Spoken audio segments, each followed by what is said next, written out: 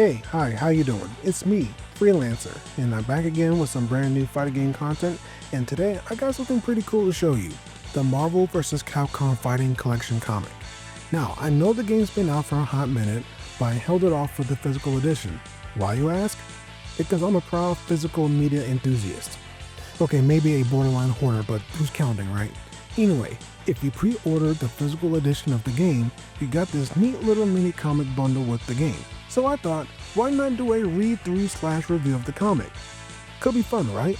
But let's be real for a second. Marvel vs. Capcom comics haven't exactly had the best track record. Remember the so-called comic from the collector's edition of Vanilla Marvel vs. Capcom 3? And then they took that comic and turned it into the intro screen of Ultimate Marvel vs. Capcom 3, an intro screen that starts up every time you boot up the game and there's no way to disable the intro, goddammit Capcom. And then there's Marvel vs. Capcom Infinite. Yeah, the first narrative-driven game in the series that we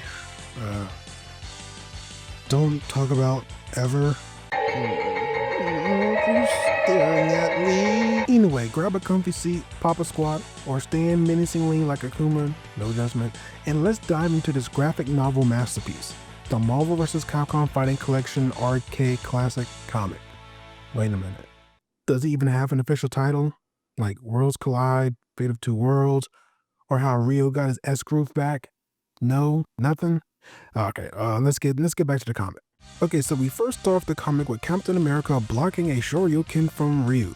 Ryu, we've always been allies. Stop this madness, let's talk. The time for talk has ended when your world invaded mine, Captain America. Shoryuken! Now we then turn to a two-page spread. We have the Marvel and the Capcom characters colliding with each other. Forget it, Cap, they're not listening. Hey Morgan, are you magic or tech? You have to pick one. Sorry, Iron Man, I never do what I'm told. You're lucky I'm holding back so I don't hurt you, Mega Man. Don't worry about that, Spider-Man, I'm a robot. Then I'm holding back because I'm a nice guy? Then we turn to a couple more pages where we see some one-on-ones going on. We have Chun-Li facing off against Psylocke, and then we have Cyclops dodging at Captain Corridor from Captain Commando. And we get a shot of Wolverine getting blasted by Ruby Heart's ship. While they're fighting, Ruby Heart notices something. Wait a minute. Isn't Wolverine one of those who is already on our world at this very moment? Now that the fighting has ceased, the characters take a moment to think about the situation.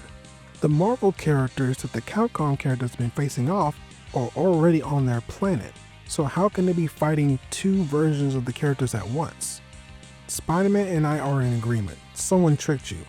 Whoever's invaded your world is impersonating us and our friends. Can you show us what's happening there? I suppose there's no harm in it. Ruby, I recently recovered a crystal ball from a demon horde that should do the job. As the heroes look into Ruby Heart's crystal ball, we see that Capcom characters are facing off slight variations of the Marvel characters. You see a black symbiote suit Spider-Man, Hulk, and Wolverine with a slightly different costume. And then it's revealed there's a bunch of Marvel villains disguising themselves as the Marvel heroes. You have Venom disguising as Spider-Man, Blackheart impersonating War Machine, and Sabretooth magically disguised as Wolverine.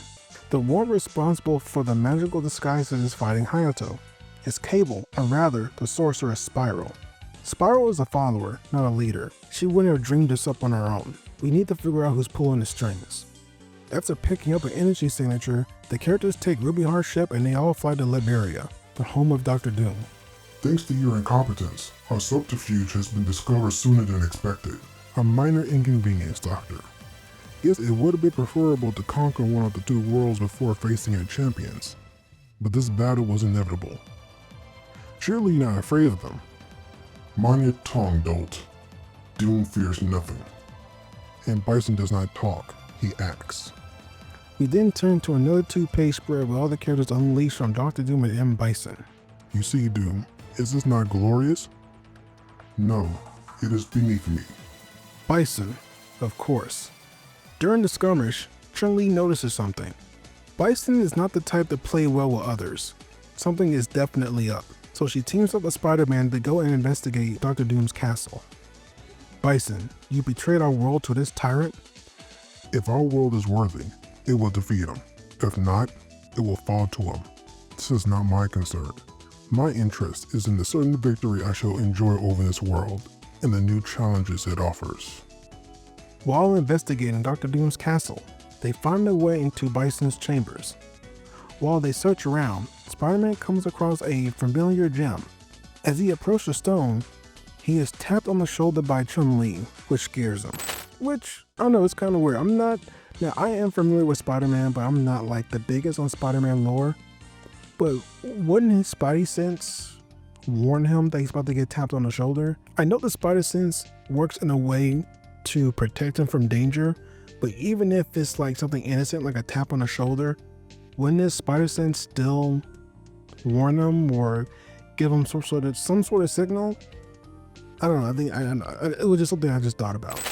So anyway, before Spider-Man can tell Chun-Li what he found, the Infinity Stone was taken by no other than, you guessed it, Thanos, the Mad Titan. Do not presume to order Thanos like one of your subjects, Doom. Thanos takes what he wants, and Thanos wants everything. While things aren't looking too hot, looks like M. Bison had an ace up his sleeve as well, as he brings out a secret fighter that he had brainwashed for such an occasion, Shin Akuma.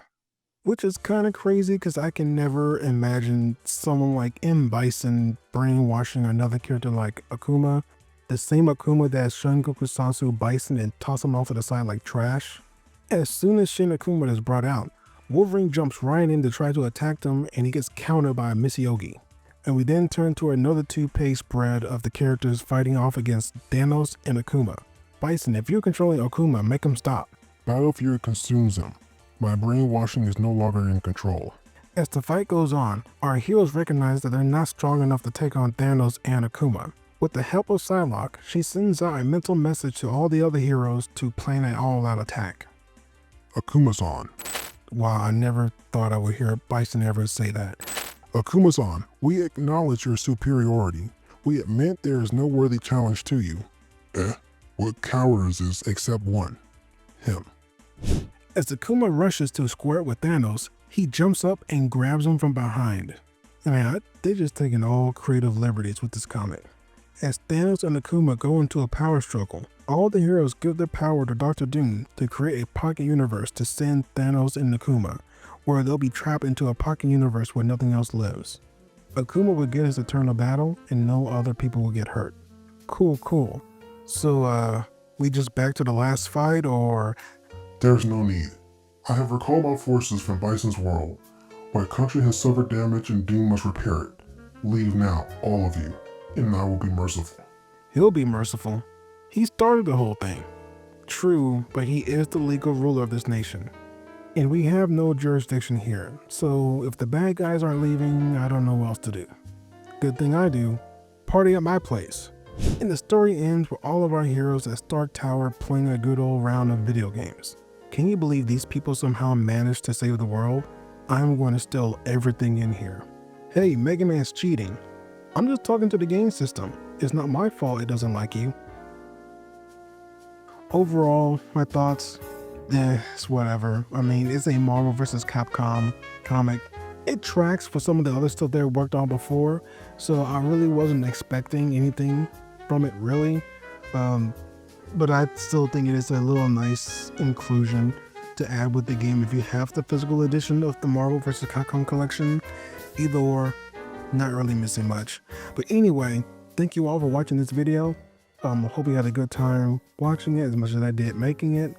And also, I still have some other videos in the queue coming along the line. So if you do like my content, please feel free to subscribe. Also, feel free to leave a comment on the video. Give me your thoughts on it as well. With that being said, I hope you all have a good day.